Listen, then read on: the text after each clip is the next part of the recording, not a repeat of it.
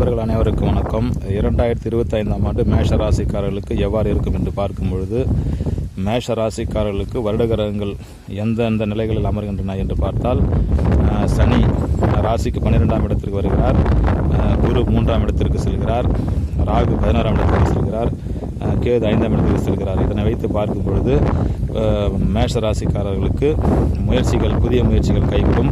பெரிய பெரிய திட்டங்களை தீட்டுவீர்கள். அதற்கு ராகு பகவான் உதவிகரமாக இருப்பார்.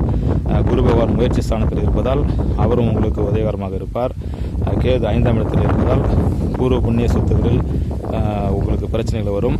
சொத்துக்கள், பங்காளி பிரச்சனை, உடன் பிறந்த பிரச்சனை, அக்கா தம்பி பிரச்சனைகள் வந்து உங்களுக்கு தலை தூக்கும். இதனால் கேது சரியான இடத்தில் இல்லை. குரு 3ஆம் இடத்தில் இருப்பதால் அதனை முயற்சி செய்து உங்களுக்கு வெற்றியை பெற்றுத் தருவார். ராகு பகவான் 16ஆம் இடத்தில் இருப்பதால் மிக பிரம்மாண்டமான ஒரு தொழிலை தொடங்குவீர்கள். அதற்கு உங்களுக்கு மிகப்பெரிய வெற்றியும் கிடைக்கும். இந்த வெற்றி நிலை ஓராண்டு மட்டுமே தொடரும். 2026ஆம் ஆண்டு உங்களுக்கு 7 சனி அமைப்பு தொடங்குவதால் நீங்கள் தொழிலில் முடங்குவதற்கான வாய்ப்புகள் உள்ளது. நன்றி, வணக்கம்.